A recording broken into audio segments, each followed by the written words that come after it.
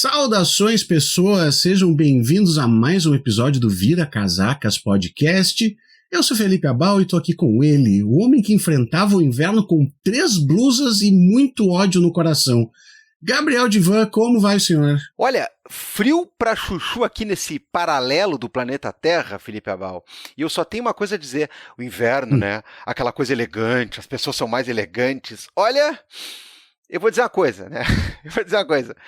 Agora sim é que eu vou com estilo e sem parecer um boneco de posto inflado, porque eu vou te contar uma coisa aqui, ó. Ai, a Insider só tem roupa pra calor, só tem roupa pra nós. Ih, papinho, hein? Papinho, hein? Mas que é isso, rapaz? Comentário de quem vive num reality show dentro de uma caverninha, só pode ser. Caverninha. E o seu filho, Caverninha? Te lembra? Sim. Pô, assim, ó, vamos deixar claro uma coisa, vamos esclarecer. A Insider tem sim roupa pra frio e não é qualquer coisa, meu velho. Tecnologia, conforto, térmico e estilo, tudo no mesmo pacote. Então eu tô falando do quê? Do pullover da Insider que eu tô usando agora. Tá vendo na câmera? Você que tá ouvindo, talvez não esteja vendo. O Felipe Abal tá vendo. Eu estou vendo e é lindo demais, né?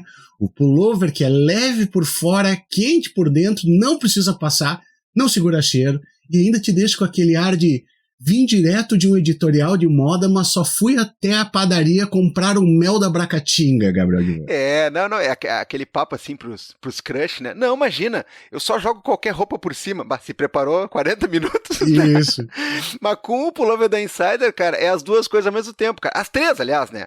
As 4, aliás. Porque tá quentinho, tá confortável, tá bonito e é rápido, assim. Botou o pullover, opa, já ficou bem? Já ficou bem? Então, assim, ó, te deixa elegante, sem te deixar sufocado e aquece sem virar sauna portátil. Tá dito, Gabriel Divan. A Insider não só tem roupa pro frio, tem a melhor roupa sempre. Olha, ele já tá lá no site, o pullover, vai lá ver, porque tem tudo aquilo que a gente sempre anuncia. O seu inverno agradece. Usa o cupom. Qual é o cupom, Felipe? Vira Casacas, claro. Vira Casacas. Entra no link que tá na descrição aqui do post e seja feliz com desconto, que é bom e todo mundo gosta. Perfeito, Gabriel. Vista inteligência, vista Insider e ouça o Vira Casacas, porque nós estamos com um episódio muito bom aqui hoje, Gabriel. Tivemos que fazer grandes negociações assim para ter temporariamente o passe dessa atleta. Olha, é que essa atleta é muito valorizada, sempre esteve, né, no Transfer Market, lá é das mais caras de sempre aí.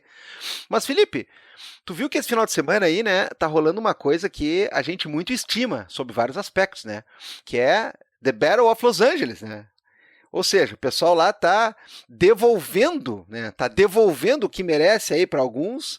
Só que aqui no Brasil certas guerras continuam também, né? A gente fala da Battle of Los Angeles, a gente lembra dos nossos padrinhos aí, né? Do Rage, mas a gente lembra outra hora, porque a chapa tá esquentando no Brasil e a gente vai conversar com alguém que mais conhece o babado. É verdade, Gabriel, é verdade. E tem uma outra guerra também que a gente vive sempre, que é uma guerra de informação, né? Porque tem muita gente falando bosta, tem muita gente ali falando coisa errada, falando mentira, e tem o Vira Casacas que tenta fazer o seu trabalhinho, né? De formiguinha, assim, mas a gente conta com o apoio dos nossos ouvintes. Então, se você puder, pense em colaborar com o Vira Casacas, colabore com a gente com coisas que não gasta nada, né? Você pode dar aquele comentário maroto assim na nossa postagem, você pode colocar na rede social, você manda pro pessoal pro WhatsApp, e se der, aí sim você pode, a partir de R$5, Gabriel. O que tu faz se tu tiver R$5 sobrando por mês? Cara, assim, ó, R$5 hoje em dia, o cara mal e mal compra o chiclete Trident, aquele, porque assim, no supermercado ainda compra, né, o basicão aquele, sabe, o de 5, aquele, né,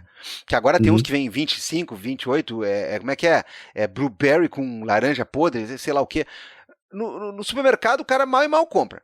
No posto de gasolina, o cara nem pensar que compra, cara. Assim, ó, tá ficando difícil fazer alguma coisa com R$5, mas R$5 por mês você faz uma coisa muito boa pelo Vira Casacas, que é nos apoiar e sai assim no cartão de crédito, você nem repara e você ajuda a gente a continuar mandando brasa. Nosso programa é grátis e sempre será. Considere que você não tá pagando ingresso, considere que você tá contribuindo porque você tá afim, você quer ajudar, você quer fazer a máquina seguir caminhando lubrificada. Perfeito, Gabriel, é isso aí, né? Mas é claro que a gente, sempre que pode, a gente também gosta de agradecer os nossos apoiadores, por isso que tem sorteiozinho no meio do episódio vai aparecer um trocinho aí, né? Um spoilerzinho do próximo. Pois é. É que se bem, né? Acho que dá para o pessoal meio que sacar, né? O que vai estar entre os brindes aí desse mês. Eu acho que é meio autoexplicativo esse episódio, mas tudo bem. Vai ouvir aí e vai entender, porque tem uma coisa que você já intui, tem outra que é outra grata surpresa, e assim nós vamos. Perfeito. Vamos pro episódio? Vamos pro episódio. Gabriel Divan! Cara, eu vou te dizer uma coisa. Sabe o que é o meu sonho? Qual é teu sonho? Não, eu tenho vários sonhos, mas tem um específico, assim. Eu queria que o Vira Casaca chegasse num nível, certo dia, em que a gente aparecesse num verbete das palavrinhas cruzadas coquetel. Tu manja isso? Sim. Isso é sucesso, né? Me diz assim, é sucesso, né, Pô, cara? sim. Quer ser reconhecido na rua, quer ganhar milhões aqui, ou quer o verdadeiro reconhecimento do povo, que é aparecer na cruzadinha. E não precisa aparecer no banco da colinha ali, né? Porque o pessoal sabe, né? É ou não é? É verdade, cara, é verdade. Porque é o seguinte, né? Nós estamos aqui com uma convidada, meu caro Felipe Abal, que além de fazer tempo que ela não aparece aqui, né, o que é uma beleza, ela está de volta, ela sempre detona quando ela vem, além dela ser foda, além dela ser muito admirada, com razão, além dela fazer um trabalho jornalístico incrível, a mulher cria um site que vira verbete da cruzadinha. Tu tá entendendo o que é isso? E é uma coisa assim, ó, que eu chego a ficar meio chocado, assim, né? Porra, como é que a gente lida? Ela faz um tempo que não aparece e tal. Será que pegou aquela marra da estrela? Eu não sei. Cecília Oliveira, responde. Como é que tá a situação aí? Já tá. Quantos quilates mais famosos aí? Bom, eu realmente gostaria de medir esses quilates em dinheiro. Então, assim, enquanto eu não estiver medindo em dinheiro, eu não quero nem saber. Estarei aí, infelizmente, pensando que as coisas não voaram o suficiente, sabe? Quero transformar a cruzadinha em cifras. Quando a gente transformar a cruzadinha em cifras, a gente vê aí o que a gente pode falar. A gente muda o rumo do papo. Mas diz aí, né? Agora, eu acho que quem tem bom gosto, né? Quem tá ligado, né, na boa reportagem, na boa notícia, na boa opinião, quem tá ligado em muita coisa bacana que se faz aí em termos disso no país, sabe quem é Cecília Oliveira. Agora, eventualmente tem gente, né, de mau gosto, gente desinformada, gente que tá indo pelo lado ruim aí, que não sabe, né? Não tem as bases das coisas. Então, assim, ó, já que faz um tempinho que tu não aparece no Vira Casacas, eventualmente se apresente, conta pra gente algumas coisas. Nós vamos falar de uma delas bastante, né, que é talvez, né, o grande mote da nossa conversa de hoje. Mas conta de algumas outras aí. Conta, por exemplo, desse aplicativo aí que vai parar na cruzadinha. Eu acertei direto, hein? Eu só olhei e disse assim, esse eu sei, né? E aí?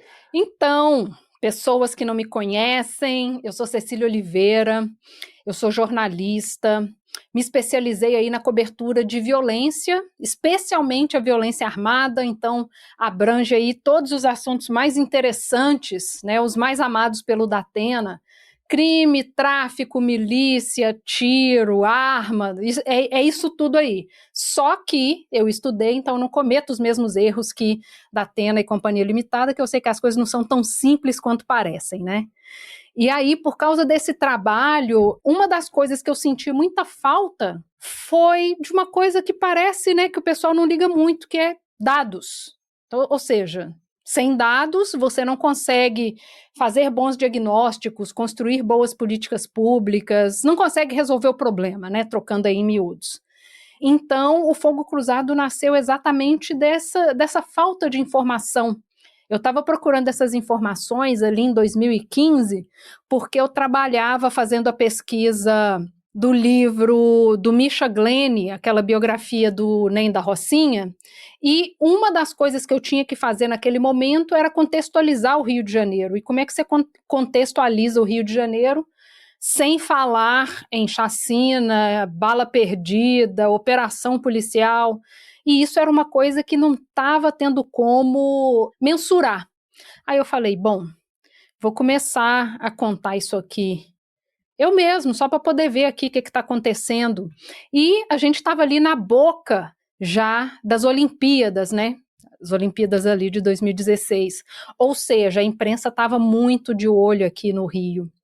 e só com notícias boas, o que obviamente não era a realidade, né? Então tinha capas de jornais de bairro, por exemplo, como Voz das Comunidades, que estampavam: Complexo do Alemão está há 100 dias sob tiroteio. E tipo, isso não aparecia no Globo, no Extra, no Dia, ou seja, né?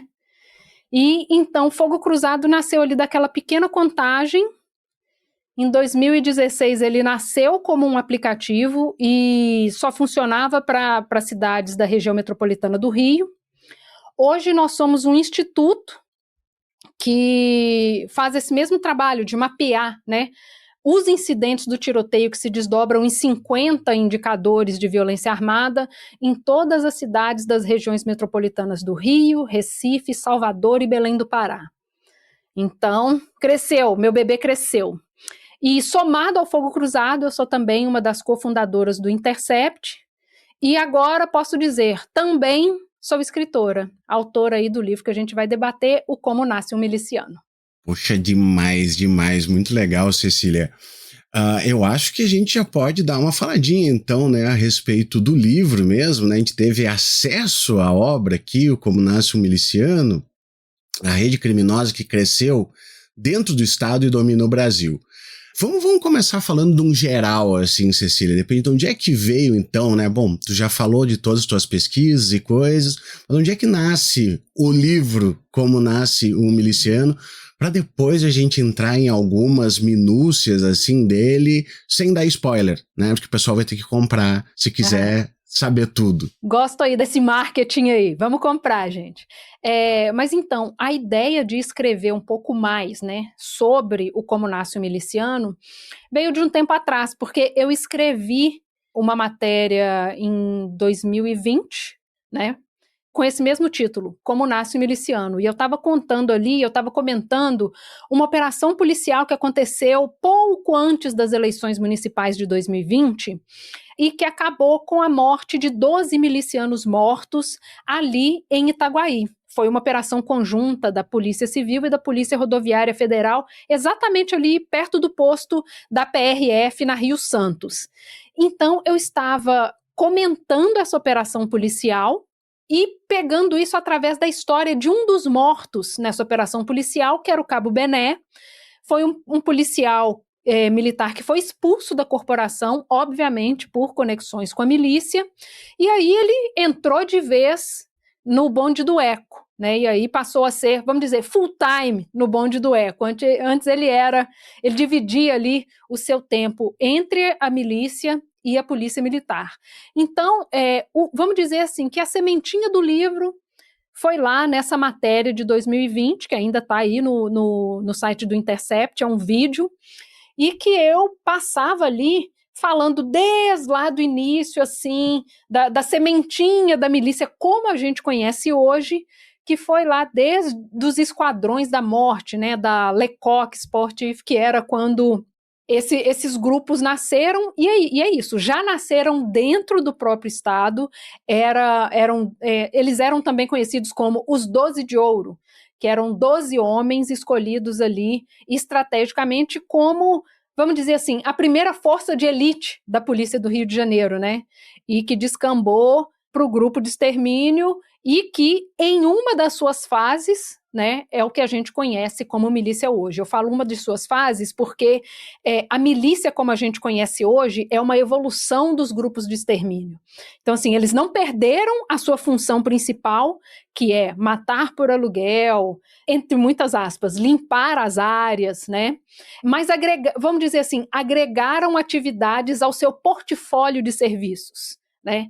Então, eles continuam matando por aluguel, mas agregaram aí os serviços que a gente conhece já há algum tempo, como era as vans, água, internet, mas aí a gente já está ainda mais avançado, né, que desde a investigação da morte de Marielle para cá, isso ficou ainda mais notório, que é o novo empreendimento das milícias, que é muito ligado com o setor imobiliário. Então, é venda de terrenos, apartamentos, condomínios, né? Então, tem esse arco aí da evolução das milícias para que a gente consiga perceber a milícia como a gente conhece hoje.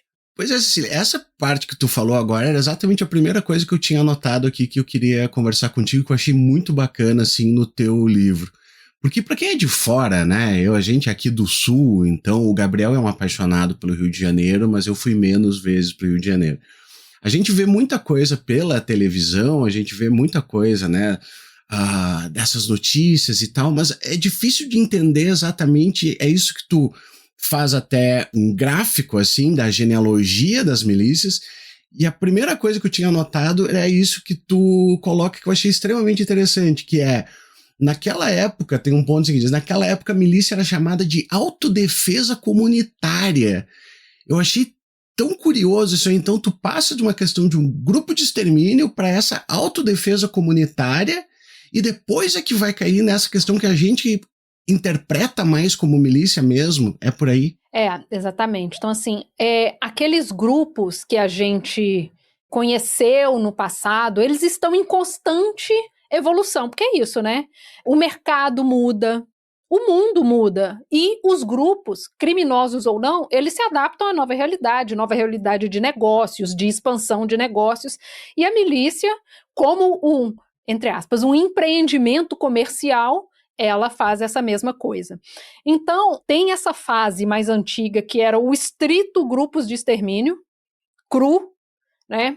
Mas eles vão se adaptando e se moldando com as mudanças sociais, porque aí a gente já tem uma passagem que é ditadura para, entre muitas aspas, democracia, então já é uma mudança muito grande. Então, aqueles grupos que estavam acostumados a agir no estrito subsolo, né? Eles vêm para frente das câmeras. E isso literalmente, porque as autodefesas comunitárias, que foi o nome que esses grupos ganharam em algum período ali, 80, 90, final de 80, 90, assim, eram esses grupos que eram vistos como auxiliares no enfrentamento ao tráfico de drogas. Então, as milícias, enquanto elas se chamavam autodefesas comunitárias, elas eram muito bem vistas. Porque eram vistas como, meu Deus, o tráfico é uma coisa horrível, ainda bem que vocês estão aqui para ajudar a gente. E eram amplamente apoiados, publicamente apoiados por políticos. Então, essas autodefesas comunitárias, elas tiveram apoio do César Maia, que era prefeito, do Flávio Bolsonaro, que era vereador na época, do Eduardo Paes, que é prefeito do Rio hoje. Alguns pediram desculpas e viram que estavam errados, né? Outros fingiram que se desculparam. A história nos mostrou o andamento disso aí. Então, acho que é bom a gente inclusive explicar esse momento de virada onde as milícias eram muito bem vistas e passam a ser mal vistas, que foi um episódio assim dramático na história do Rio de Janeiro, na história do jornalismo e da cobertura desses assuntos de segurança pública, que foi o sequestro da equipe do jornal O Dia, que estava fazendo uma matéria sobre milícias em Realengo. O que aconteceu? Esses repórteres foram identificados, eles foram sequestrados, torturados, ficaram ali sob o poder daqueles milicianos por 7, 8 horas, e aquilo ali deu um choque de realidade em parte da população, porque o pessoal virou e viu assim, eles não são tão bons assim, olha só, o pessoal sequestra, tortura, né? Então, assim, todas as associações jornalísticas, né, sindicatos, ABI, Abrage, se manifestaram, obviamente, né, porque isso era uma afronta terrível ao exercício da profissão, mas também organizações diversas de liberdade de imprensa, de direitos humanos, de tudo quanto é possível, porque, obviamente, uma atrocidade. E aquilo ali foi um ponto de virada, porque a ideia da CPI das milícias, ela tinha sido rejeitada, mas com esse incidente ganhou força para poder ser aprovada. E aí veio, de fato, a CPI das milícias, que a gente conhece, uma grande investigação, identificaram nomes, conexões, atividades, tudo isso, e isso deu no quê? Num grande nada. Né? Porque quando a gente olha o que foi feito no planejamento de segurança pública do Rio de Janeiro nos anos seguintes, a gente tem só as UPPs, que focavam especificamente em áreas dominadas pelo tráfico de drogas. Então, aquele que foi identificado como um grande problema, com potencial de dar muita merda nos anos seguintes, foi ignorado dentro do planejamento. Esse plano tinha que abarcar o tráfico, obviamente, mas tinha que abarcar também as milícias. E, né, foi o que foi, ou seja, não foi, e isso era ali 2008. Então, assim, corta para 2018, onde todo mundo passa a conhecer o nome de ao menos um miliciano, que é a partir ali da execução de Marielle Franco e Anderson Gomes, que é quando esse assunto começa a tomar os noticiários massivamente, e desde então vem sendo explorado aí dia sim, dia também, né? Porque é um problema aí gravíssimo no Rio, e é aí que entra a virada do livro, não apenas no Rio, porque é isso, é um modelo de negócio de tanto sucesso que é isso, é só exportar que vai dar certo também. E Cecília, junto desse negócio então que tu tava falando aqui, assim, a outra coisa que me pegou muito, exatamente, né, tu falou do César Maia, do Eduardo Paes, do Flávio Bolsonaro, com essa questão, né, de que tu chamou do discurso do mal menor em relação, então, às milícias nessa época, com a questão do tráfico, né? Mas também liga a questão do papel da imprensa. Isso também eu achei importante, porque depois a gente pode entrar mais nessa questão da política mesmo, né? E onde os milicianos vão entrar, vai ter candidato, vai ter apoiador, vai ter todo esse tipo de coisa. Mas como é que fica esse papel da imprensa nesse momento, eu acho, em específico? Também vai ter esse apoio à milícia com esse negócio do, então é melhor do que o tráfico é que exista uma milícia protegendo as pessoas. Isso vai dando uma normalizada, né? Ou até mesmo uma questão de acabar não havendo uma repressão maior naquele momento por causa desse papel da imprensa também? Pensando no papel que a imprensa tem na nossa sociedade como um todo, obviamente ela tem um papel importante também na cobertura desses eventos da cidade, e milícia, tráfico, embates armados do cotidiano é mais uma coisa. E eu costumo dizer que a gente não chegaria em um buraco tão fundo se não fosse também a participação da imprensa. E isso eu digo desde, a gente pode puxar lá, desde ditadura, passando aí por situações de golpes diversos, uma cobertura enviesada, especialmente da questão política, onde entra também, né, a segurança pública. Então a gente tem casos assim muito bizarros de cobertura, como são esses programas do meio-dia em todas as cidades têm um programa desse, onde a coisa é baseada no grito, é baseada no vamos matar mais esse, e na verdade a gente está vendo que tipo de cancelamento de CPF em CPF, a gente não sai do buraco, né? Porque um CPF é extinto, aparece outro. Essa não é a questão, né? Eu costumo sempre fazer esse paralelo, assim, que se você pega jornais de 1980, 1990, e você lê, você vai ver basicamente as mesmas manchetes. Operação policial no Complexo do Alemão acaba com X mortos e X quantidade de droga apreendida. Operação policial no local tal, fecha rua, fecha avenida, fecha escola. Assim, é igual. Então, assim, você pega as notícias ano a ano e elas continuam iguais. E isso significa o quê? Que a gente está tratando os problemas do mesmo jeito que a gente tratava em 1980. E aqui entra uma coisa muito importante, que é a questão, inclusive, do avanço das organizações criminosas. Eu dei o exemplo que as atividades da milícia, elas foram evoluindo, né?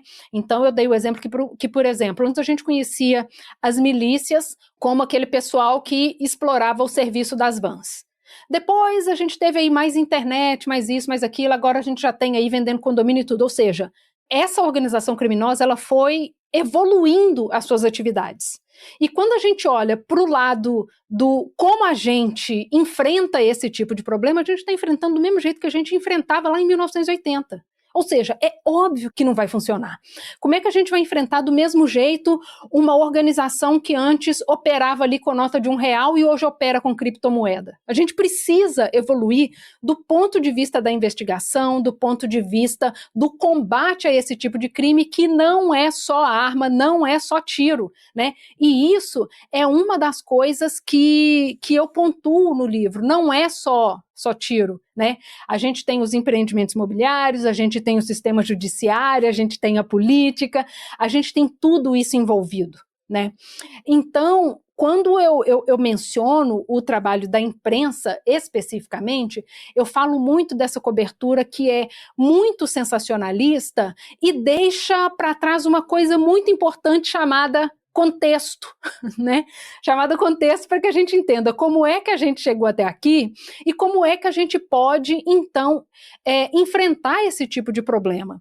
E quando eu falo dessa coisa da imprensa, eu falo também sobre não só essa cobertura sensacionalista e que não nos oferece perspectivas, soluções, não explica muito bem o que está acontecendo, como é que a gente evita que isso aconteça, mas em alguns momentos a imprensa ela foi realmente parceira dos criminosos. Eu falo assim, parceira mesmo, porque antigamente era comum que repórteres fossem para operações policiais armados, junto com a polícia, fazendo operação junto, inclusive, né?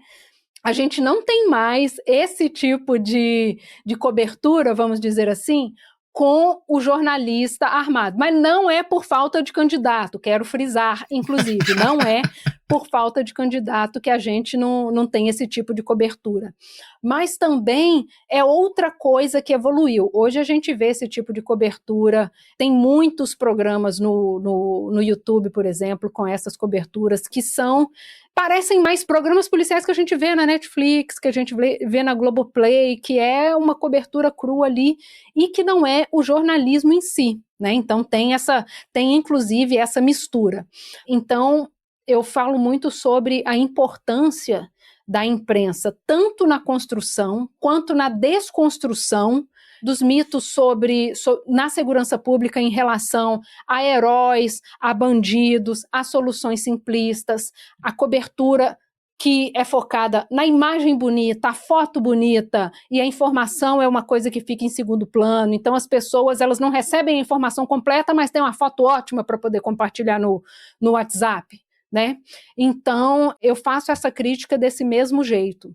Cecília, me permite pedir para te voltar um pouquinho nessa questão do organograma e da forma como as milícias se desenham ao longo dos anos, historicamente, que tu gentilmente para o teu leitor colocou na forma de um gráfico ali no livro, inclusive mostrando, né, os parentescos e mostrando quem é que é herdeiro de quem. E no caso agora, a gente tem toda uma guerra que está muito pautada por um tipo específico de momento da milícia, que foi a questão da morte do Eco e como é que se desenha isso aí com os, entre aspas, herdeiros do Eco e a partir deles e quais são as batalhas de agora e como é que é a forma de negócio agora. Então eu acho que daria para tu explicar um pouquinho mais para os nossos ouvintes aquela questão interessantíssima sobre a possibilidade da gente passar a pensar a coisa toda como um esquema bem empresarial, com uma lógica bem empresarial. E isso começa mais ou menos ali pela questão da virada dos anos 2000 e tudo mais, o que tem muito mais a ver com o que é a milícia hoje do que com tudo que ela foi e ou representou nos anos anteriores, né? Então, falar um pouquinho mais disso é importante porque eu acho que ali está um dos filés, né? Está um dos filés da análise que tu faz no livro. Entrando aqui na milícia, especificamente como a gente conhece hoje, né, nessa atualidade, e não aquela milícia que a gente conhecia, por exemplo, nos anos 2000 e pouco, a gente tem uma coisa muito importante que aconteceu ali na virada da gestão do Eco, que foi quando o Eco assumiu. E eu menciono essa virada por alguns motivos. Um deles é a visão estratégica de negócio que o Eco tem. Quando ele entrou, né, depois da morte, foi caindo um a um da família e ele era o próximo da linha. Então ele assumiu e com a sua visão estratégica de negócios, ele pensou em um modelo de expansão dessas milícias. Então, como funciona esse modelo de expansão do negócio das milícias que o ECO implantou? Ele previu alianças com traficante, alianças ali com o pessoal do escritório do crime, para poder avançar seu domínio. Então, assim, não significa que eles trabalhavam o tempo todo juntos, mas que eles se respeitavam em algum momento, então um não invadia a área do outro, ou eles tinham alguns trabalhos em comum e que trabalhavam ali em algum momento em acordo. Então, assim, uma das coisas que o ECO fez foi, ele abordava pequenas milícias, porque assim, a milícia, ela não é um negoção como a gente imagina, a milícia, são as milícias, são várias, né? A gente conhece a mais forte delas, que veio lá da Liga da Justiça e que foi quebrando e mudando, que é ainda o bonde do ECO. Então assim, são mudanças. Essa é a grande milícia que a gente conhece, mas existem as pequenas. Então, o ECO abordava essas pequenas milícias e dizia, ou você entra aqui para a firma, ou você entra para a firma. São duas opções que você tem. Ou vai. Não tem essa de não vai fechar comigo.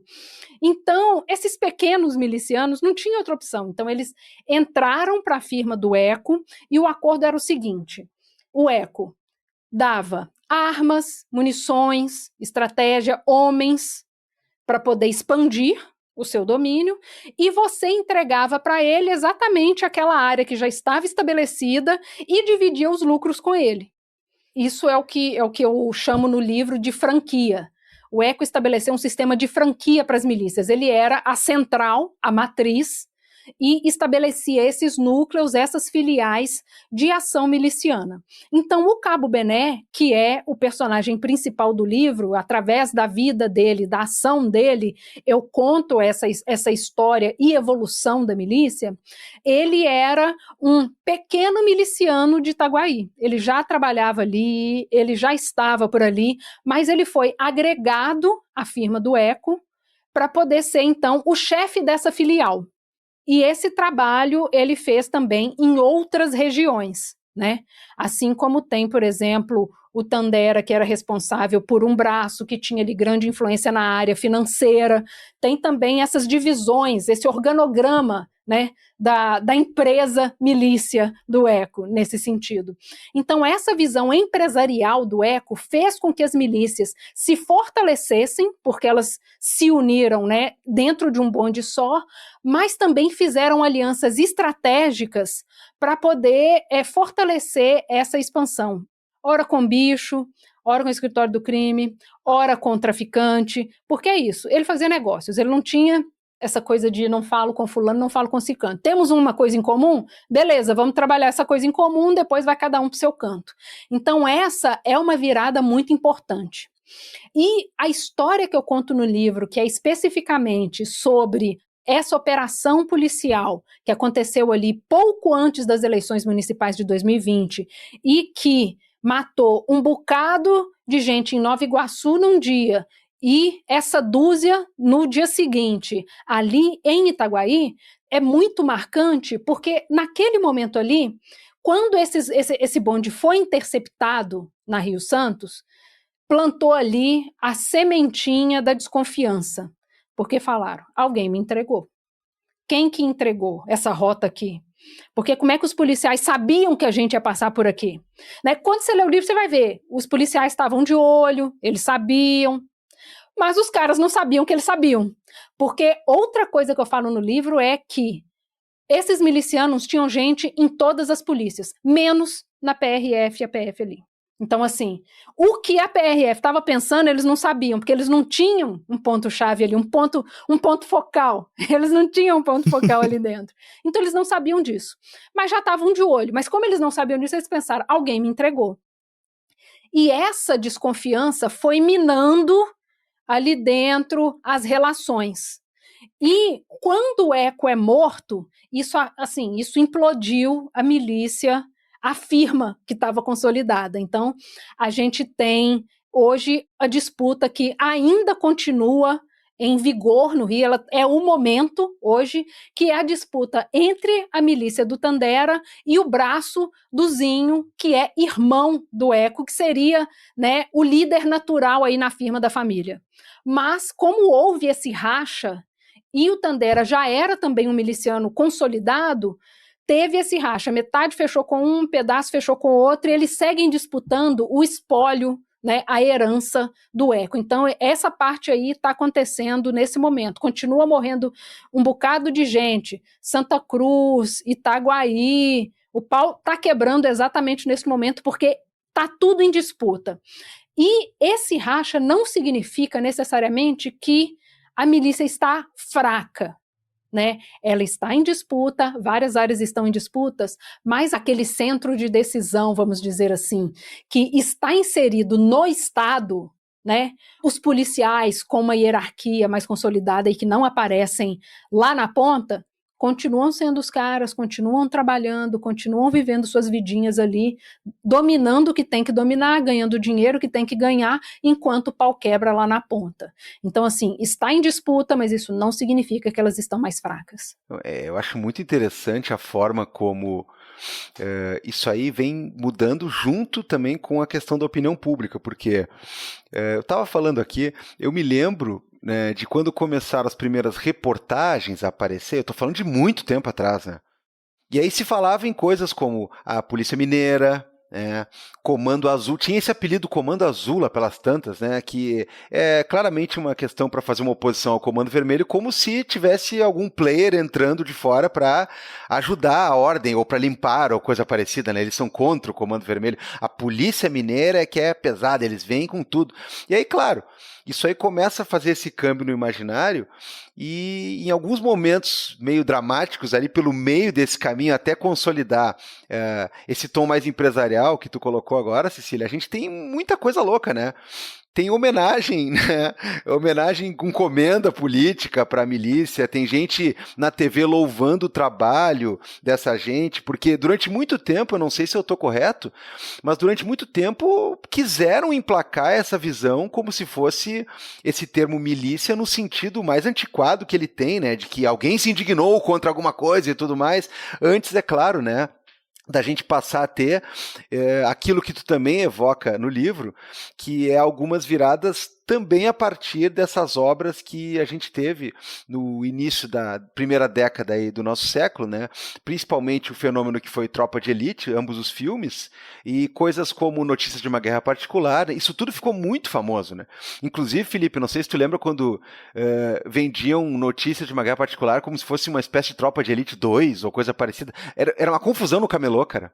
Uma verdadeira confusão no camelô, porque esses termos eles acabaram, inclusive, ganhando, né, muita popularidade, inclusive entre o pessoal que mora nas áreas conflagradas. Então, né, o Brasil inteiro começou a falar aquelas coisas, né, do Capitão Nascimento, do Pede pra Sair, da conta do Papa e tal.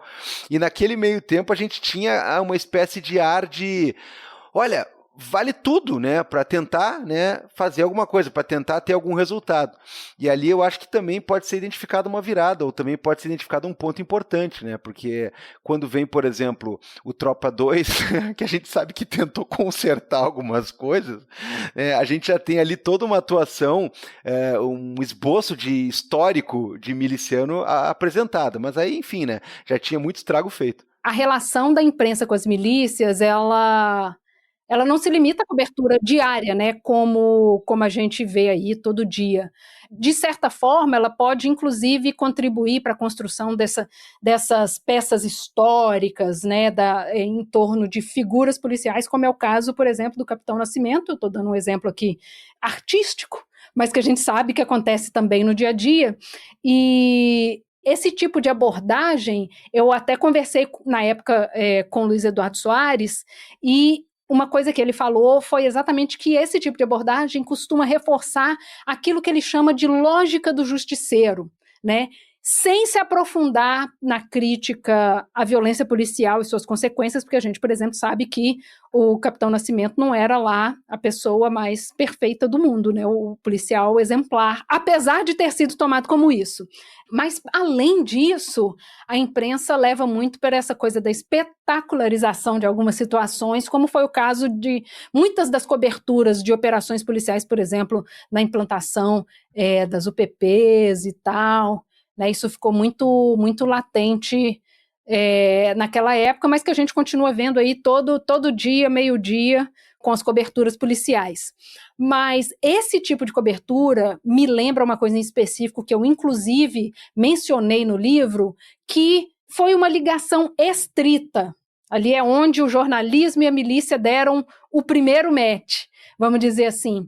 Que, por exemplo, o presidente de honra do Esquadrão da Morte, né, a Scuderie, foi exatamente um jornalista. Né, o Davi Nasser, que iniciou sua carreira no Globo, ganhou notoriedade como repórter da revista O Cruzeiro, e inclusive era onde ele fazia o quê? Ele inventava histórias e publicasse como se fosse verdade, né? Tem livros sobre isso, inclusive. Então eu acho que isso é um ponto muito importante que mostra ali a importância do jornalismo e os danos do jornalismo ao mesmo tempo, sabe? Porque isso foi marcante, assim, foi uma das lembranças que me pesaram, porque é isso, a gente continua vendo isso em menor ou maior peso ainda nos dias de hoje. Essa foi uma das partes que eu mais gostei de ler, Cecília, que eu fiquei assim, ó. Eu tava lendo essa parte e ficava assim, não pode ser, cara, não acredito, assim, sabe? Não tem, né, ficção que se compare a esse tipo de coisa, né? Então, assim, ó, eu gostei muito que tu tenha trazido, por causa que essa foi uma das partes que eu mais gostei. A outra coisa que eu fiquei pensando aqui também, até em termos de, né, discursos de imprensa e discursos políticos, e eu acho que é legal desfazer esse negócio, Cecília, que tu traz muito bem no livro, é a questão da narcomilícia, né? Porque tu falou ali dos... tem, às vezes, esses tratados com os traficantes, entre a milícia e os traficantes, mas rolou muito, especialmente, então, aqui depois das eleições de 2020, o negócio de narcomilícias, e foi um termo que pegou, né? Era um negócio, sim, que tu ligava a televisão, tu via um político falando... narcomilícias, e daí tu acaba fazendo aqui exatamente uma análise desse troço do tipo, não, peraí, tem um motivo por trás, por que surge esse negócio de narcomilícia, Cecília? E existe uma narcomilícia mesmo? A adoção desse termo, né, narcomilícia, ele tem um peso importante na virada desse jogo. Narcomilícia não existe, né, porque não existe a fusão entre tráfico e milícia. Eles têm uma aliancinha aqui, um acordinho ali, mas fusão a ponto de isso gerar uma nova forma de crime, isso não existe, né? É importante a gente pontuar que isso é uma mentira, porque a ideia de existir uma narcomilícia vamos dizer assim, tira a importância da polícia nesse problema, né?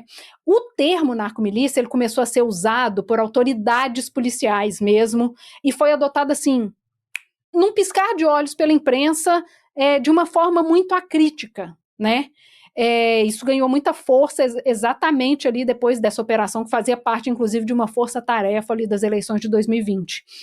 Esse conceito, ele já tinha sido mencionado por outro ali, mas ele ganha peso mesmo na voz do então secretário de Polícia Civil do Rio, o Alan Turnovski, que, para surpresa de ninguém, está preso no momento. Então, assim, o uso do termo narcomilícia traz a vantagem de separar o nós dos outros. Nós somos policiais do bem. O resto é policial do mal e eles só trabalham ali com traficantes, sabe? Eles são farinha do mesmo saco, o que não é verdade, né? É como se dissessem assim que nós, da segurança pública do Rio, a gente combate a milícia. Então, apesar de acusar a gente aqui de ser envolvido com esse negócio, a gente combate as milícias. O que a gente sabe que não é verdade, né? Essa junção entre milícia e tráfico não existe de fato. Então, o que existe são essas pequenas associações, acordos, negócios, mas que é isso, acontece aqui, ali já não preciso mais de você, então tchau. Palavras importam bastante, Gabriel Divan. Oxa, se importam. Mas eu vou puxar aqui um tema meio paralelo, mas correlato, porque a Cecília publicou na semana passada um texto no Intercept falando sobre a questão da prisão do Pose e a forma como, né, para pegar o gancho de narcomilícia, né, falando como está se criando uma associação semântica aí entre narcotráfico, ser apoiador ou apologeta do narcotráfico e ser um terrorista, e olha os Estados Unidos aí, né, combatendo o terrorismo aí, em breve numa esquina perto de você. Mas a questão é, como é que conversa tudo isso? Porque assim, tem pessoas que vêm de fora esse circo e elas devem achar assim que é uma espécie de um mostruário, né? É uma coisa incrível. E aí as pessoas elas se alimentam muito por ou notícias espetaculosas, né? Que já foi alvo aqui de comentário, ou também essas produções audiovisuais que de certa maneira elas nos deixam inebriados assim, porque é tudo muito fascinante, é interessante demais, mas ao mesmo tempo elas colocam, às vezes, um açúcar, ou às vezes elas mitificam a coisa de uma maneira. Eu estou pensando no sucesso que foi, por exemplo, aquela série da Globoplay, né, do pessoal do Jogo do Bicho. E aí, quem está olhando de fora, o cara, às vezes, ou o cara acha que todo mundo se senta e conversa, como se fosse uma central dos vilões, né, do desenho animado, ou o cara fica pensando assim, mas em que realidade todo mundo convive, cara? Em que realidade, né, o Rogério Andrade e os herdeiros do Spó do Eco e a galera do CV e aquela galera do Complexo de Israel, esse pessoal conversa entre si, esse pessoal tem ligação, esse pessoal está vivendo em mundos paralelos, esse pessoal se cruza em algum momento da treta. Então é uma coisa muito fascinante pensar isso tudo, porque a gente precisa entender esses arranjos, né? Isso aí que tu explicou sobre uma virada empresarial continua me fascinando bastante, porque a gente vê um outro tipo de cenário onde vai ter essa atuação.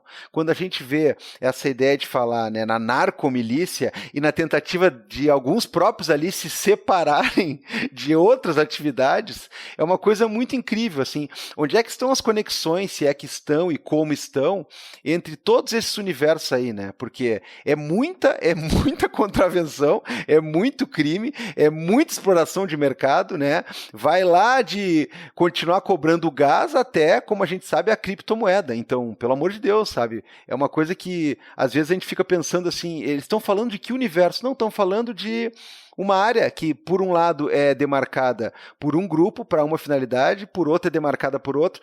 E então, daria para perguntar assim, Cecília, na tua opinião, quando esses mapas todos aí, eles são postos um em cima do outro, que nem no livro de geografia aquele, né? Que aparece a região do clima, da montanha, dos rios, da população. Vamos botar esses mapas um em cima do outro aí. É bicho, é tráfico, é milícia, ou como diz naquele Zap Zap, né? É policial maluco, é policial assaltante. Realmente, assim, não tem como você separar um tipo de crime do outro, mais, né?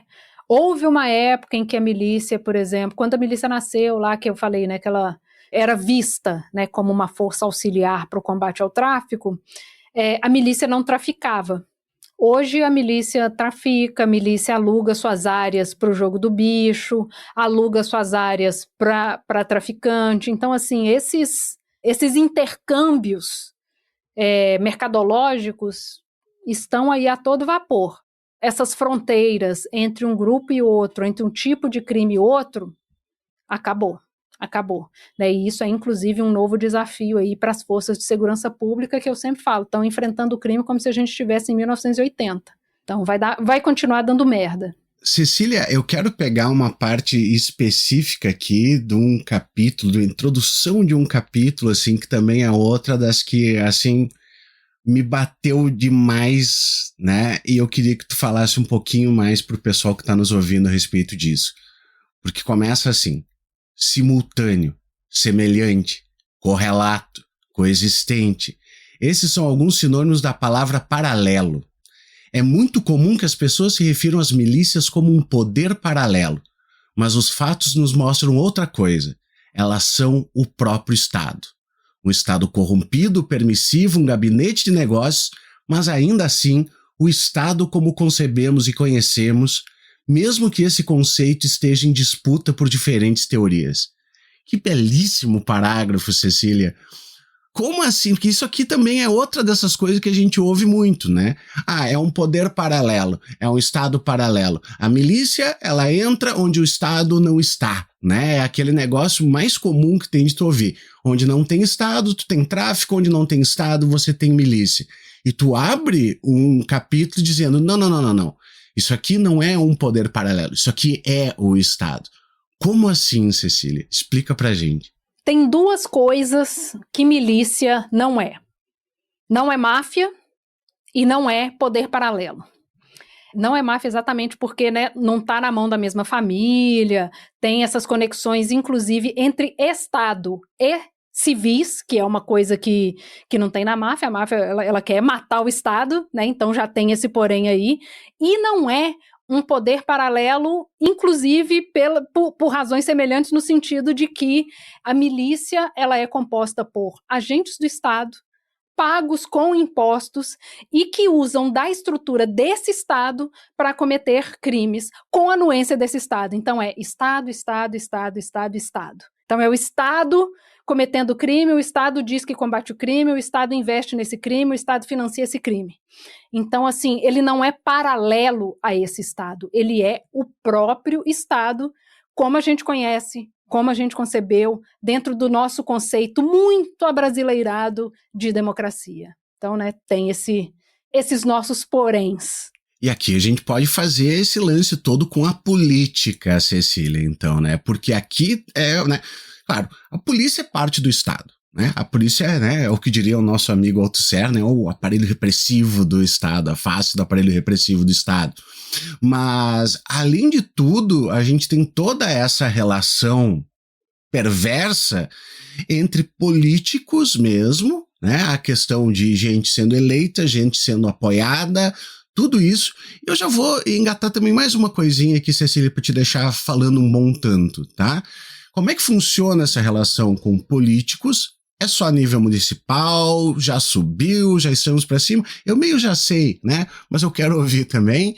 E assim, como é que fica também a relação com a questão de outro poder que aparece também, que é a questão dos evangélicos, Cecília, assim, tem alguma relação também com a questão religiosa ou isso aqui está completamente separado?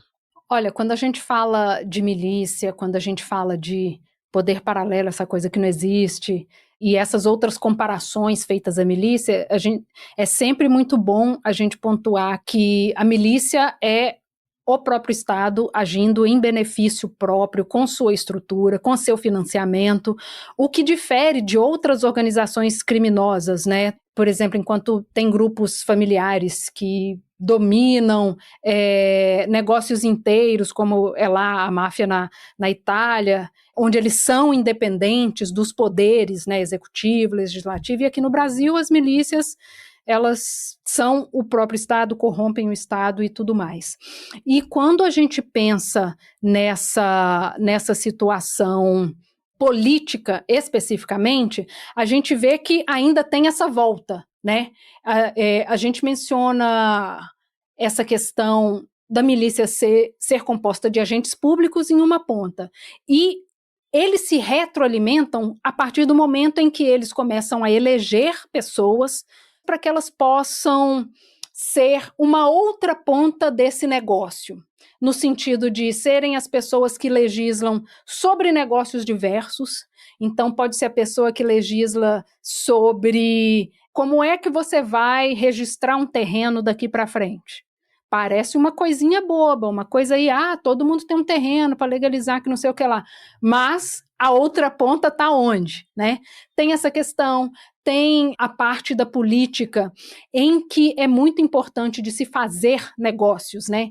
Então eu menciono no livro, por exemplo, uma reunião que aconteceu entre o Tandera e pessoas que estavam se candidatando a cargos de vereador e prefeito nas eleições de 2020 em cidades da Baixada Fluminense. Eles tiveram uma reunião para poder negociar cargos. né?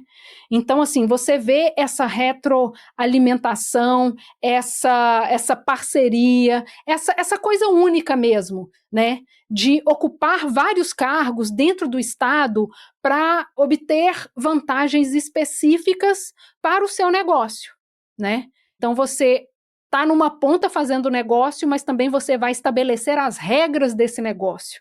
Então, é uma função muito, muito importante para a milícia ter esse braço político e não ter o braço apenas administrativo do Estado, operacional, como é o caso das polícias. Perfeito. Gabriel Divan. Não, eu ia dizer que a própria relação da máfia também, a gente também tem uma visão muito romantizada, né, com base em uns standards que são de matérias, reportagens, conhecimentos já mais antiquados, né, e aí também as produções hollywoodianas, elas nos alimentam muito mal ainda sobre isso, porque o cara fala máfia e tem gente que está pensando ainda no filme do Poderoso Chefão, né, que já era, né, uma corruptela do que era a Cosa Nostra, né, e na verdade tu tem uma realidade completamente diferente, né, aquela coisa do, né, a Cecília falou, né, de que a milícia não traficava antigamente, né, e passou a mudar a operação. O cara fala até hoje, o cara acha que a máfia vai ser aquela coisa da família e tudo mais, que daí tem certos tipos de coisa que a máfia moraliza, né, e cara, a própria 'Ndrangheta da Calábria, que está com atuação worldwide hoje em dia, né, e principalmente com esses controles aí de portos, né, que é uma coisa que a gente sabe que é muito fundamental para quem quer traficar um monte de coisa. Eles tinham um certo orgulho uma vez de, não, aqui não tem ninguém do Estado com a gente, é nós contra eles e tudo mais. Cara, vai ver hoje em dia, pelo amor de Deus, cara, tem candidato oficial, tem juiz comprado, tem policial, tem tudo mais. Então eu acho que isso aí aponta para muita coisa como uma tendência, né? Como essa tendência justamente de tu exacerbar esses controles, esses poderes, para isso se valer não de uma maneira paralela, a gente sabe que não, mas eu não diria nem imiscuído, não, de uma maneira de Estado funcionando oficialmente, cara, porque é bastante difícil de separar. Se a gente for pensar, olha o que está acontecendo nos Estados Unidos, quer dizer, quem está dando as cartas é um punhado de bilionários, né? É uma coisa que não está muito distante da coisa, porque, e eu não falo nem no sentido brejeiro, né, no sentido de querer lacrar aqui com alguma coisa, mas é verdade, não está distante, cara, porque nós estamos vendo que vale muito mais a pena tu sentar com os caras lá e elaborar onde é que estão leis, onde é que estão coberturas, onde é que estão falhas, brechas e tudo mais, do que necessariamente ficar fazendo esse combate aí supostamente romântico, idílico ou coisa parecida. Não, é um bom negócio para todo mundo. Então, me parece que daria para dizer que nós vamos ver um padrão miliciano aí nessa grande ou nessa poderosa criminalidade ao longo do mundo, se é que a gente não pode dizer que isso há, né, como, né, o normal há muito tempo, porque chega desse papo aí, cara, pelo amor de Deus, meu, a falar que existe aquela coisa de você fazer algum tipo de separação ética ali, não, aqui a gente é bandido, mas não é bem assim, a gente faz não sei o quê. Não, cara, pelo amor de Deus, cara, pelo amor de Deus, é separar o butim, cara, é separar, né, o que a gente conseguiu tomar e era isso, e desde lá de cima, que é justamente para que não haja nenhum tipo de entrave ou coisa parecida. Então, a associação política e talvez a milícia seja isso, né? A gente tem hoje uma configuração que mostra cada vez mais claramente onde é que pode chegar esse poder da grana e onde é que pode chegar essa busca por tranquilidade, no sentido de não atrapalhar os negócios. Tá muito mais para negócio do que para qualquer outra coisa. Vamos chamar de ideologia, né? Que existia lá atrás, tanto em relação à milícia quanto em relação ao tráfico, né? Que tinham ali os seus princípios, né? E tudo, e princípios entre muitas aspas, óbvio. Isso assim acabou. É realmente sobre como é que a gente pode ganhar um dinheiro aqui. Se eu precisar trabalhar com fulano, vou trabalhar com fulano. Se eu precisar trabalhar com ciclano, vou trabalhar com ciclano. Mas como é que eu posso maximizar meu lucro nessa ação aqui? Bora lá, que é isso que a gente vai fazer, né? Então, essa visão romântica, né, de ter princípios, de ter limites, isso dentro do fazer negócios já não existe mais. Eu acho que hoje a única coisa que eu penso assim, do ponto de vista da cobertura, cobertura jornalística, né, das diferenças entre cobrir milícia e cobrir tráfico é mais relacionado à política, porque eu acho que, tipo, isso é uma coisa que eu percebi, inclusive fazendo outros trabalhos, é que, assim, cobrir política é muito perigoso. Mais perigoso do que cobrir tráfico, eu diria. Porque eles têm menos escrúpulos e menos regras previsíveis, sabe? Porque, assim, obviamente, você está conversando com um criminoso, tá? Mas, assim, toda relação social, ela tem regras de convivência ali, que estabelecem regras em relação à confiança, para você entender até onde você pode ir, até onde você vai. Essas coisas existem em toda relação social, né? Mas isso é uma coisa muito difícil de entender, de ler e de confiar quando você lida com milícia. Eu até cito o caso de um traficante que eu entrevistei tempos atrás e que ele mesmo era assombrado com a milícia, porque assim, para ele, os limites que a milícia rompia era demais. Falei, porra, se para esse cara isso é muito, imagina só, né? E ele não era bento. Eu falei, porra, realmente o negócio deve ser muito grave. Então tem essa situação. Eu já entrevistei vários traficantes em que tinha regras não escritas, regras não estabelecidas de uma certa cordialidade ali do tipo, meu limite vai até aqui, o seu vai até ali e tem uma conversa aqui no meio, beleza. Mas eu acho muito imprevisível isso sobre a milícia, assim como eu acho isso muito imprevisível sobre a política. Então, assim, eu acho que está mais para aquele lado do que para cá. Cecília, eu, como meu último questionamento para ti, assim, eu acho que a gente não pode deixar de lado a população, né? Porque tá todo esse pessoal disputando, a gente vê, né, tu liga lá, eu já falei que é meu vício, né, a Globo News, eu vou ligar, eu vou ver, vai ter operação para isso, para aquilo, para aquele outro, e parece que a população fica exatamente nesse, né, encurralada, por causa que tu tem todos esses grupos e tu tem a polícia que vai fazer uma ação, né, e muitas vezes desastrosa, bom, não preciso, né, Cecília faz toda a questão do fogo cruzado, então a gente sabe como é que funciona todo esse negócio, mas em que ponto que fica essa população, Cecília, quando está no meio dessa disputa, quando está esperando que alguma coisa se regularize ali, mas a atuação política, a atuação pública, ela é ineficiente ou sequer, né, pretende ser eficiente? Como é que tá esse pessoal e o que tem de esperança ainda, né, por vir, se há que há?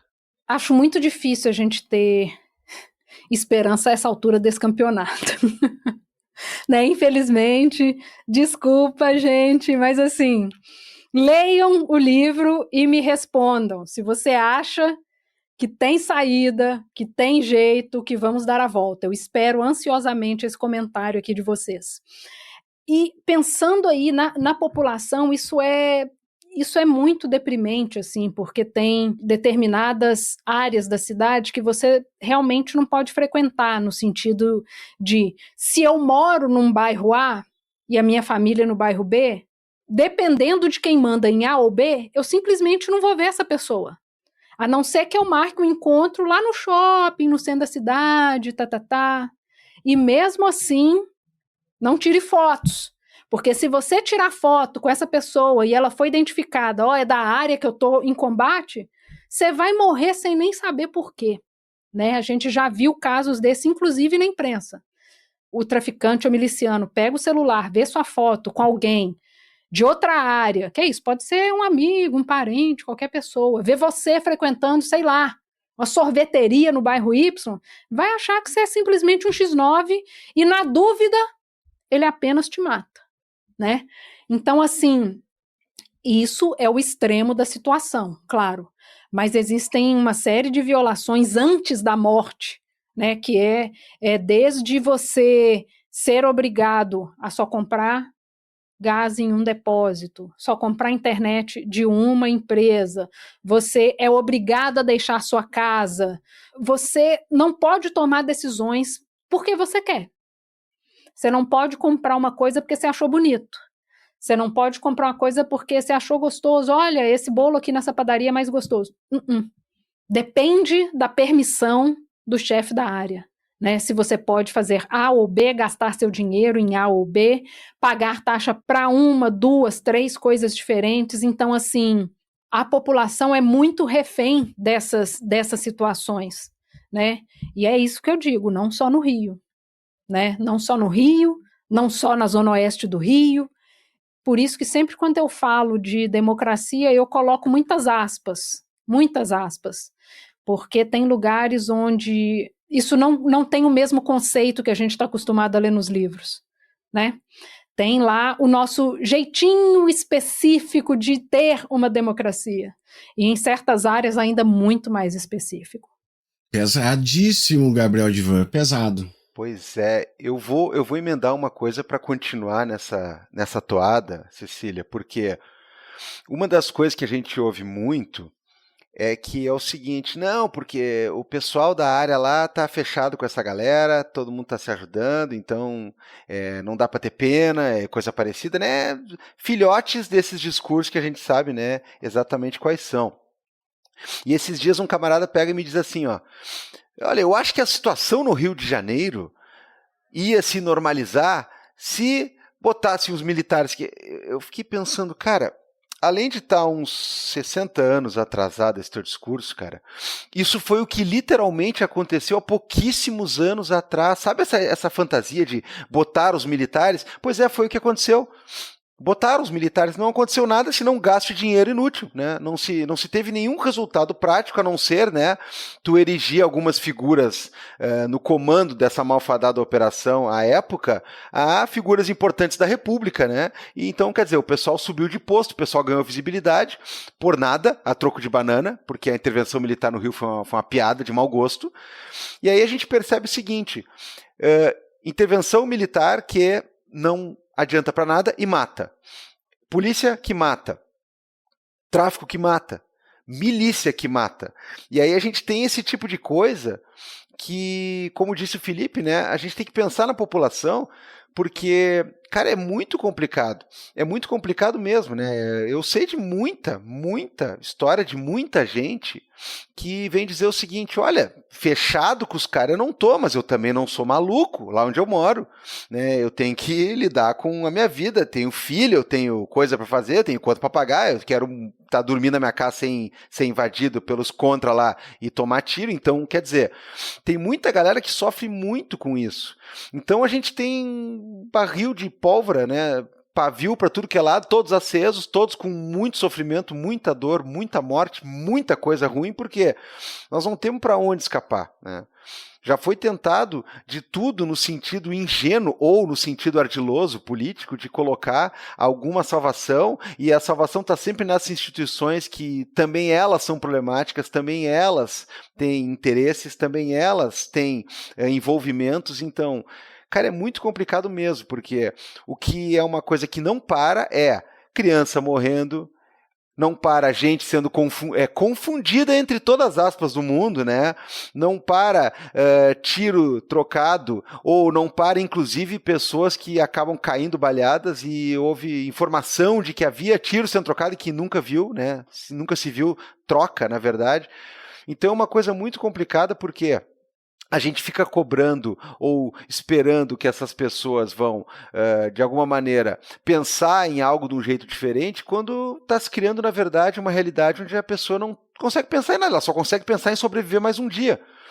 E não tem o candidato, não tem a instituição, não tem a salvação, parece que ela não vem de lugar nenhum, e aí ainda tem por cima, né, para botar a cereja nesse bolo, quem está de fora, olhando de longe e colocando as coisas todas na conta desse Rio de Janeiro que só aparece pela TV, né? A pessoa está dizendo assim, pois é, a galera lá tá conflagrada, a galera tá junta, a galera tá embolada, e é complicado, né? É complicado porque o pessoal às vezes está numa situação onde está vivendo sitiado ali. está vivendo sitiado. Então, é muito legal a gente te ouvir, inclusive sobre essa complexidade aí, porque existem esses dois lados, né? Tem sempre aquele que acha que não, tá tudo bem, que ainda existe essa chamada ideologia ou ética que tu mencionou. Agora, tem gente que continua, né, para botar ainda mais desespero na panela, tem gente que continua com o discurso datenístico, né, ou coisa parecida. E eu não queria nem mencionar esse nome porque, né, de um tempo para cá, ele ganhou alguns pequenos pontos percentuais de simpatia por algumas atitudes aí, mas tudo bem, né? De fato, a gente tem muitas percepções sobre o que é crime, como a gente pode resolver essa situação e tudo, mas a gente precisa realmente debater essa situação com evidências, né? E eu menciono essa coisa das evidências porque toda vez que alguém fala é só colocar os militares na rua, eu penso, não é possível. Onde você estava em 2018, sabe? Porque os militares tomaram conta do Rio de Janeiro em 2018 e, inclusive, certas pessoas, né, foram, inclusive, investigadas por desvio de verba, corrupção, nada que tenha impedido certas pessoas de atuarem no golpe do 8 de janeiro e tal, né? E, assim, isso já não funcionou tantas vezes, porque antes, né, da intervenção militar em si, a gente teve a ocupação da Força Nacional em favelas no Rio por meses, para 1 ano e meio. E, assim, não resolve.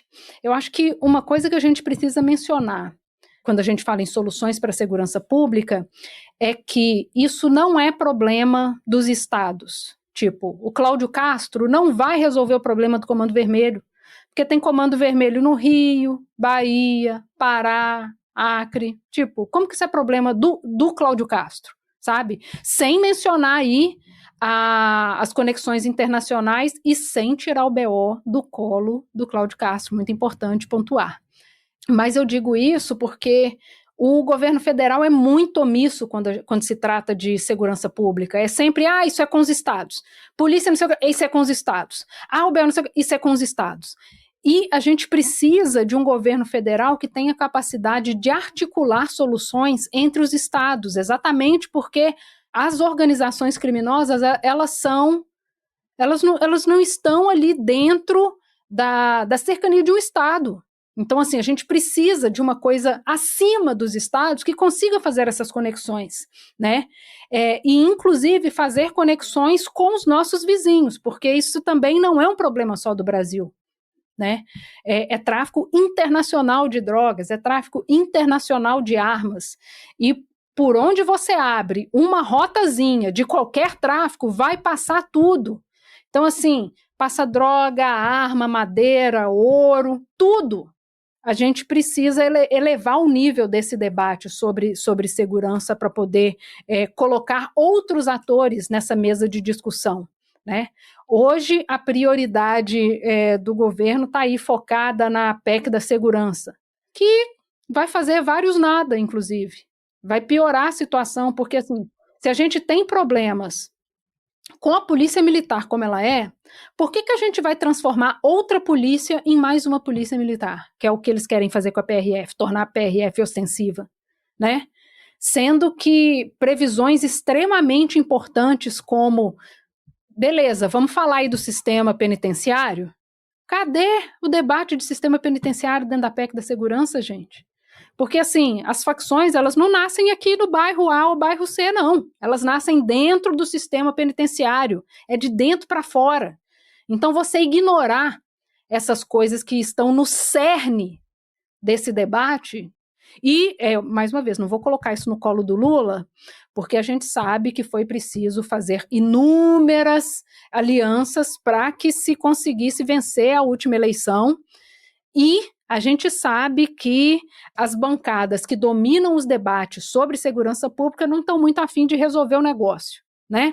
Então, assim, também não vão fazer grandes mudanças, belas mudanças, mudanças propositivas. Vão fazer ali o que dá na telha e a gente sabe que nunca é uma coisa que vai resolver nosso problema. Mas deixo o cutuque aqui de dizer que houve boas oportunidades financeiras, econômicas, grandes holofotes no Brasil, 2003, 2010, estava ali, ótimos momentos para que se fizesse essas mudanças. E elas não foram feitas. E eu não consigo vislumbrar uma outra oportunidade de fazer esse tipo de mudança. Não consigo imaginar. Outro dia eu estava ouvindo um podcast sobre os 10 anos sobre a lei do fumo, e eu parei, fiquei olhando ali e falei, gente, hoje isso seria impossível. Imagina José Serra, Maluf, conversando PT, PSDB, aquela salada de partidos todos, mas todo mundo concordando, realmente cigarro faz mal. Hoje eu não consigo imaginar isso, sob nenhum aspecto da vida social, da vida pública. Onde que a gente vai concordar em alguma coisa? Eu não consigo pensar, não consigo vislumbrar. Então, assim, eu realmente não consigo imaginar uma mudança efetiva num horizonte curto, médio, e não estarei aqui para ver o longo. Então... Eu estava pensando nisso que tu estava falando, das datas, Cecília, e claro, a gente já está se encaminhando para o final, isso é papo para um outro Vira-Casacas inteiro, né? Mas vocês vão lembrar tranquilamente quando havia uma proposta de uma política nacional como uma espécie de Secretaria Nacional de Segurança, né? Aí, claro, esbarrou naquela coisa de, meu Deus, olha a aprovação do homem, olha a aprovação do presidente, vamos botar essa merda aí, né, na conta dele aí, para talvez dar problema. Não, deixa pra lá. Passa aí quase 25 anos, qual é a ideia que os caras trazem? O SUS da segurança. O nome já é horrível. Ele vai conseguir queimar a ideia e queimar o SUS também, coitado do SUS, né? Mas enfim, isso é um outro vira-casacas, Felipe. Para a Cecília vir aqui falar também dessas coisas que ela também entende, que ela também tem opinião. Ela vai nos explicar sobre o tio Paulo do banco também. Ela vai explicar, ela vai falar sobre isso. Deixa quieto. Sobre isso aí eu vou falar só em off. Deixa assim então. Deixa assim. Mas sabe o que a gente pode dizer em on, Gabriel, antes de ir para as dicas culturais ainda? O quê? Que vai ter livro da Cecília autografado que vai ser sorteado entre os nossos apoiadores. Ah, bom, cara, mas aí... Ouvi falar que é real. Ouvi falar que é real. Cara, assim, quem não sabia que esse luxo ia rolar aí, tá escutando errado, meu, nos conhece mal, cara, nos conhece mal. Livraço da Cecília aí, autografado, sorteado pros nossos apoiadores, não quer mais nada, né? Não quer, quer que ela vá na tua casa e te conte, leia pra ti o livro, é isso. Né? Não, vai ter isso aí, vai ter mais coisa ainda, mas depois a gente fala. Vamos para as dicas culturais, Gabriel de Vô. Então vamos para as nossas dicas culturais, né? Aqui sempre um oferecimento de O Artesão, pizzas para você assar em casa, pizza boa, não é para ficar passeando pela cidade de moto. E o Artesão tem um monte de coisa, não tem só pizza não, tem coisa para todos os gostos, lá tem café, tem empanada, tem doce de leite, eu tô falando sério. Então procura o Artesão nas redes sociais e vê se eu tô mentindo. Eu duvido que você procure agora, né? Lembrando que se estiver em Porto Alegre, região metropolitana ou Criciúma, você pode pedir o Artesão e dizer assim, eu escutei a Cecília no Vira-Casacas e, portanto, eu quero a minha pizza e as minhas encomendas sem teleentrega. Claro, você não paga a teleentrega, alguém vai pagar, esse alguém é Andrew Fishman, a gente sabe disso. Enfim, Felipe Abal, o que nós temos aí de dica cultural essa semana?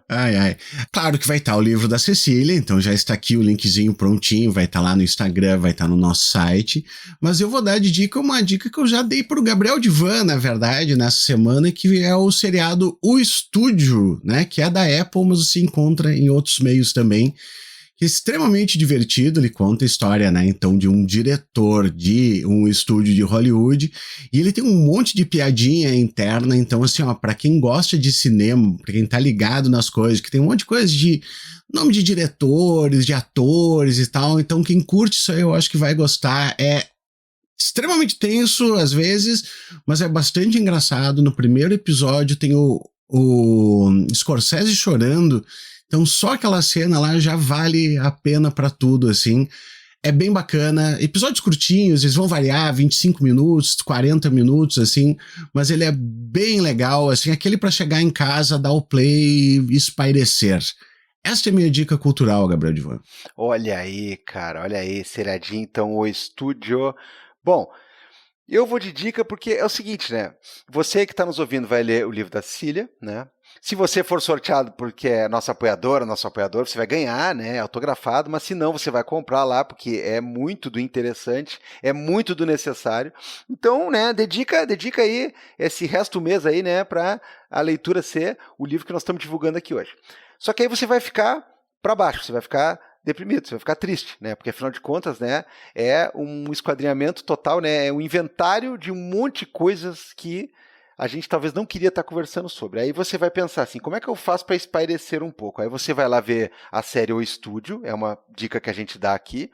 Ou você pode ir, né, já que a gente está falando muito aqui de realidade, vamos falar um pouco de, né, coisa mais fictícia, assim, né? Vamos falar desse combate ao crime aí meio bobinho, dessa coisa meio fantasiosa que tem nos filmes e nos livros, porque, Felipe, eu vou indicar aqui para o pessoal uma trilogia de livros. Eu estou falando de... uma trilogia de livros, né? A gente está falando justamente da chamada trilogia do Baztán, de Dolores Redondo, né? Uma série de livros aí que evocam questão de investigação policial e mistério, né? Que vão se passar na Navarra espanhola, né? Envolve ali sempre uma questão meio sobrenatural, tem sempre algum mistério que vai, de certa maneira, nos conduzir para aquela coisa bem clichê, assim, né, de que parece uma coisa, mas não é, parece que é um suspeito, mas não é, e então essa trilogia fez muito sucesso, né, como eu já disse, a autora é a espanhola Dolores Redondo, ela vai trazer coisas dessa região aí, Navarra, País Basco, para dentro das obras, e esses 3 livros, eles acabaram virando filmes. Então, se você quiser ainda uma coisa mais resumida, mais preguiçosa ainda, você pode ver os filmes aí, né? Tem 3 filmes que vão evocar essa detetiva, né? A Maya Salazar, que é a protagonista, que é o Guardião Invisível, né? O Legado dos Ossos e o Oferenda para a Tempestade. E aí, então, eu vou indicar para, caso você queira começar, aí vai de O Guardião Invisível, que é o primeiro filme da série. Ele apresenta a personagem, ele joga ela para cidadezinhas do interior da Espanha, que são lindíssimas, inclusive, e a coisa é muito bacana, Felipe, porque ela é mocinha, né? E aí tem os vilões, tal, e a gente finge que o mundo é assim, tal, e a coisa anda por 2 horas nesse nível, né? Depois a gente se confronta com a realidade de novo. Eu vi esse Oferenda da Tempestade e quem matou, na verdade, foi... Não dá pra entregar, No fundo era a avó... Não, tô brincando, tô brincando. Não. Agora sim, Cecília, dá uma dica aí pro pessoal que tá nos ouvindo, pode ser relacionado, não precisa ser também, qualquer coisa que passar na cabeça. Gente, eu confesso que depois de ter lido tanta desgraça nesses últimos tempos, eu tô dando um desconto pra minha cabeça e tô assistindo só séries leves, mais leves, entre aspas, né? Ultimamente eu tô vendo, nem a série nova, viu? Então, assim, nem... É capaz de todo mundo já ter visto aí, eu tô atrasada, mas eu tô assistindo The Resident, série médica, amo séries médicas, amo. Tô vendo de novo o Breaking Bad, porque sim. Então é isso, eu tô assim, ocupando a cabeça com coisas, entre aspas, mais leves, entre aspas, porque tem treta nas 2 coisas, muitas mortes, muita corrupção, muito tudo, mas é isso, eu tô ali no devagar, descansando a cabeça desse turbilhão de coisas dramáticas que foi para poder escrever o livro. Minha cabeça tá de férias. Faz muito bem. Assista The Pitt, já que gosta de séries médicas. Pois é, me indicaram esse, ele tá na lista, inclusive, de várias pessoas, que eu comentei que eu tava assistindo essa série no Twitter e no Blue Sky, falando que o The Resident tem umas tretas mais elaboradas do que as outras séries médicas, né? Mostra umas coisas muito interessantes. Aí eu comentei isso, aí um monte de gente falou que vou gostar dessa série. Eu tenho um culto, eu faço parte desse culto, assim, sempre que falo negócio, eu falo The Pitt, né? Pode deixar, esse aqui realmente já tá na lista. Tá, mas só não me diz que tu vê aquela que já dura 26 anos lá. Meu filho, já vi, eu fui alfabetizada em Grey's Anatomy. Tu sabe fazer uma sutura. Em medicina em Sabe Grey's fazer uma Anatomy. sutura, sabe lidar com, né, Já uma sei operação. já sei tudo. Ah, A pós-graduação é que veio com as outras séries, mas a alfabetização e a formação inicial foi com Grey's Anatomy. Essa série trouxe uma coisa muito legal, né, que normalizou os jalecos de outra cor, porque Deus me livre, jaleco branco, né, cara, faz favor, cara. Além de tudo é brega, né, jaleco azul marinho, cara, vamos, que né, nem aparece bonito, sangue, muito melhor. Claro, lenços Exato. divertidos na cabeça e jalecos azul marinho, cara, e aí a gente vai, né, E como diz um amigo meu também, né, muita loucurada aí e uns doutor passando o pincel geral, né, no hospital, né, porque é isso que acontece nos hospitais, né, é só cirurgias de emergência e galera se pegando, né, na salinha e tudo mais. Mas brincadeiras à parte, vamos lá, porque, Felipe, nós nos despedimos agora da nossa convidada, a gente agradece, recomenda que ela não demore tanto para voltar aqui, né? Não precisa só lançar livro para voltar, pode voltar a hora que quiser, sempre, né? É convidada de honra. E agora a gente vai lá mandar uns vivas, mandar uns salves para o pessoal aí que nos pediu, o pessoal que nos apoia, o pessoal que está conosco, é ou não é? É isso aí. Vamos lá. Brigadão, Cecília. Obrigada, gente. Até uma próxima e que seja com notícias menos dramáticas. Um beijo. Beijo. Beijo. Life moves pretty fast. You don't stop and look around once in a while, you could miss it. Gabriel Divan, finalizado o grande episódio, meu amigo. Agora chega a hora do carinho, a hora do viva, a hora do salve. Essa é uma hora muito bacana, né? Eu espero ansiosamente por essa hora. Não, é porque é muito legal, né? É muito legal. Ele fica compilando aqui todo o carinho que as pessoas mandam pra nós e daí a gente tenta devolver um pouquinho aqui. Vou começar, Gabriel Divan. Vou falar aqui os salves. Manda. Você faz um react. É isso aí. Tá, dos salves. Ou melhor, eu posso fazer um stand-up. Quer ver assim? Eu tava vindo pra cá, aí me pediram um salve. Não. Tô brincando. Não, claro que não. Primeiro salve, muito especial, vai pra Carla Renata, nossa ouvinte, nossa amiga lá do Blue Sky também. Ela nos mandou um e-mail com o documentário feito pelo irmão dela, o professor Roberto Figueiredo, sobre a divisão do estado do Mato Grosso do Sul. Ficou muito bacana.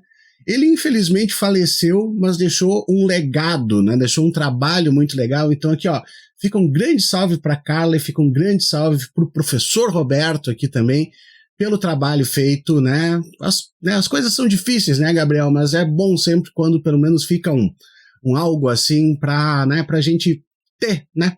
Pra ficar com algo. Olha, eu vou dizer uma coisa que eu ouvi, uma coisa muito bonita, aliás, no final de semana retrasado, quando o Luiz Simas, o grande mestre Simas, veio dar uma palestra aqui em Porto Alegre. Ele estava falando sobre perspectiva de vida e morte, né? E para os povos de terreiro, para os povos de matriz afro e tudo mais, ele está dizendo que a questão da morte tem muito mais a ver com memória, né? Tanto é que ele diz assim, olha, cara, tem um monte de gente que morreu e continua comigo, e tem um monte de gente que está aqui do meu lado, mas meio que está morto, né? Então, assim, a questão é memória, a questão é lembrar, né? A questão é ver o que a pessoa deixou, a questão é a gente continuar sentindo aquilo tudo. Então, é isso aí mesmo, né? Que legal que fica a obra, que fica alguma coisa aí, e ficam coisas boas pra gente falar, né? Sobre as pessoas boas. Verdade. Eu vou mandar aqui, Gabriel, um salve para uma das figuras do Blue Sky prediletas para mim, que é o Baruzinho, cara, né? O cãozinho, né? Do Castrijon, que tem aquelas fotos maravilhosas com o seu charuto cubano. Outro dia eu roubei uma delas, mandei pra Dani, digo, bota ali no Instagram que as pessoas precisam ver essa maravilha aqui. Então o Baruzinho, ele sempre tá nos salves. Nem sempre a gente fala, mas sempre tá na nossa mente aqui quando a gente dá o salve. Não, o Baruzinho é um grande personagem. Ele já nos acompanha a 2 sites, né? É o segundo site do Baruzinho. E o Pedro também, né? Continua lá botando uma sonzeira pra nós. Vou mandar um salve aqui pro Velho dos Livros, lá do Instagram, Gabriel Divan, que a cachorra dele, a Gabriela, ela foi expulsa da creche por mau comportamento. Na verdade, péssimo comportamento. E ele pergunta, ela é revolucionária ou bagunceira? Poxa, né? Tem que ver o que ela estava aprontando, né? O contexto. Tem que perguntar para ela, né, qual era, né, a base teórica dela, né? Porque pode haver uma ontologia aí, assim como pode haver simplesmente o foda-se, né? E vou morder todo mundo e vou correr para cima e vou pular em quem não pediu cola. Mas que delícia, né, cara? Ser expulsa da creche, você diz assim, me desculpa, a tua cadela não tem jeito aqui, cara. Né? É tipo certos cachorros aí que pulam nas pessoas, né? Não vai falar assim do Cão Francisco na minha frente. Vou mandar um salve pro Adevanir Rezende, que ele diz o seguinte: deixaram meu parabéns geral pelos episódios de 2025 do Vira, com vários episódios me acompanhando nos treinos de corrida, impulsionando com uma mistura de indignação, diversão e amizade com vocês, especialmente pelas constantes boas dicas culturais. Olha que legal. Pediram um salve para as gatas Onigiri, Morgana e Clotilde e o suposto gato Merlin, que apareceu me seguindo na rua no fatídico segundo turno de 2018 com poucos gramas e agora tem mais de 8 quilos, Gabriel Divan. Gato Merlin é um gigante. Gato Merlin. Gato Merlin. O próximo vai ser o Gato Rasputin, então, né? É a série Magos da Corte, mais ou menos isso. O Gato Merlin tá bem alimentado, cara, né? É tipo o Oscar Wilde, aquele, né, que falaram do peso dele certa vez, né, da forma física, ele falou assim: eu como pela fome na Irlanda. Mas enfim. O Gato Merlin, ele come pela fome.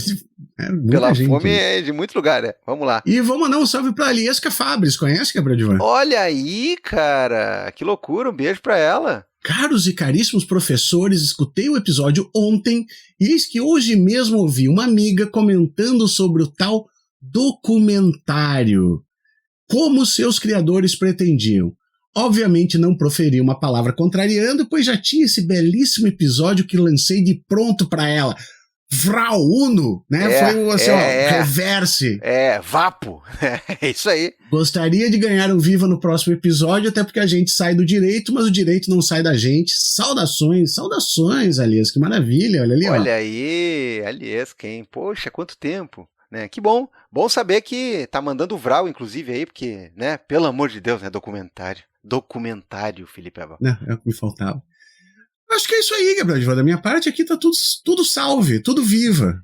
No mais, aquele vivão de sempre, né? Pra todo mundo que nos escuta aí, pra todo mundo que faz que nem a Aliesca aí, e diante de alguém com más ideias e más referências, vai lá e taca-lhe vira casacas. Então, olha aqui, eu vou te dar uma melhor aqui, ó. Pá, é isso aí mesmo. Vamos compartilhar coisa boa, vamos compartilhar coisa que a gente acha legal aí, porque aquele vício frenético, né, em ficar espalhando coisas que são ruins, né, é a nossa maior batalha. Eu diria que é uma batalha maior do que contra a outra banda aquela. Mas, enfim. Gosta do filme, Vício Frenético? Claro, dos dois, cara, dos dois. Tanto do original quanto do Nicolas Cage, que eu tenho opiniões polêmicas sobre qual que é melhor, né? O pessoal do Letterboxd acho que não ia gostar da minha opinião, mas enfim. Cara, mas por mais que eu prefira o novo, pronto, falei, eu sou um homem inocente, eu não sei tu, cara. Isso é uma coisa de homem normal. Tu preferia o que tem o Nicolas Cage, né? Cara, tirando o Wickerman. O Nicolas Cage é um policial que fuma crack e pega a namorada do cara na frente do cara e dá uns tiros pra cima, meu.